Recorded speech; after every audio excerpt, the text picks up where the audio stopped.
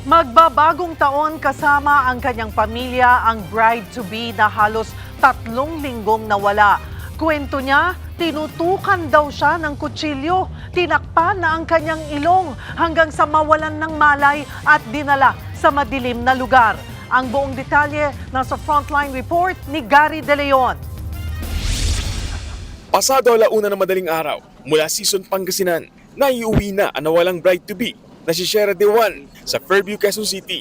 Yakap siya ng kanyang kuya papasok ng bahay. Hindi na nagpaunlak ng panayam si Shera. Ang humarap ang kanyang fiancé na si Mark R.J. Reyes, na kasama ng QCPD na sumundo kay Shera sa Pangasinan. Hinayaan ko muna siya yung talagang, alam niyo po yan, sabihin niya kung anong nangyari, ganyan. So, hinayaan ko siya talagang iiyak niya kung mga kailangan niya iiyak. Nang tanungin kung ano nangyari kay Shera sa loob ng 19 na araw, Yung mga na-share niya sa akin, more on, na siya parang makakontribute na siya dun sa investigation ng mga polis So, hindi ko na siya parang maibahagi po sa inyo kasi part na nga po siya ng investigation po. buong bansa sumubaybay sa missing bride. 4 na araw kasi mula nang mawala si Shera, ikakasal sana siya sa long-time partner na si Mark R.J. noong December 14. Pero December 10 na magpaalam si Shera na bibili ng sapatos sa Fairview, Quezon City para sa kasal. Pero hindi na siya nakabalik. Sa backtracking ng mga otoridad, nakita siyang lumabas sa kanilang compound sa may pila ng tricycle sa katabing barangay, sa isang gasolinahan, hanggang sa pagsakay ng bus sa may Commonwealth Avenue at tuluyang maglaong parang bula. Bagamat wala pa raw senyalis ng krimen sa kaso ng missing bride, pinag-aaralan ang naging inisyal na salaysay ni Shera sa QCPD. Sa kwento nito, papunta siya sa isang mall sa Commonwealth. Sumakay ng UV Express kung saan may 2 siyang lalaking nakasabay. Ayon po sa statement po ni Shera, hindi siya sumakay ng bus. Ang sinakyan niya is yung UV Express. Tinutukan daw siya ng kutsilyo, ng isa.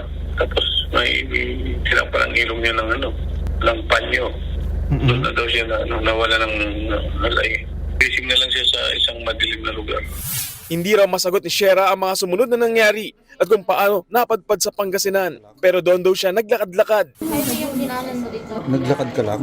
Naglakad-lakad lang po ako. Pero madaling araw ko po yung nilalakad. Kahapon, December 29, biglang nakatanggap ng tawag ang pamilya ni Shera mula sa isang unknown number.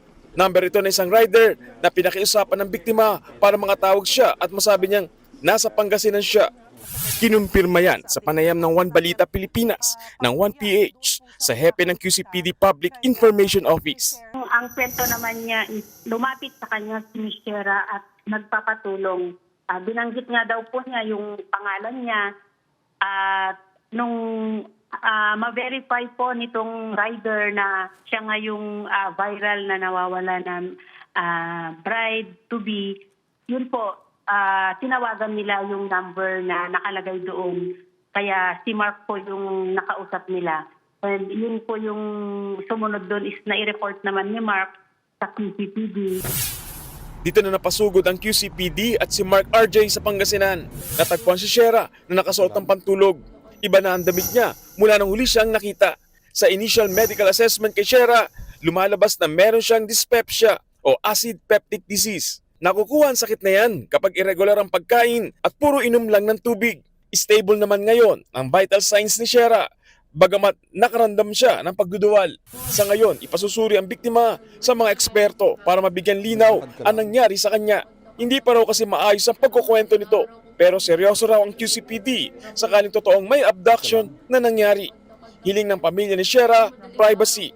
Nasa pamilya na rin daw ang desisyon kung ibibigay ang 150,000 pesos sa rider na tumulong kay Shera. Nagbabalita mula sa Frontline, Gary De Leon, News 5. Mga kapatid, Cheryl Hosing po. Maging maalam at may pakialam sa mga napapanahong issue at headlines. Mag-follow at mag-subscribe na sa social media pages ng News 5.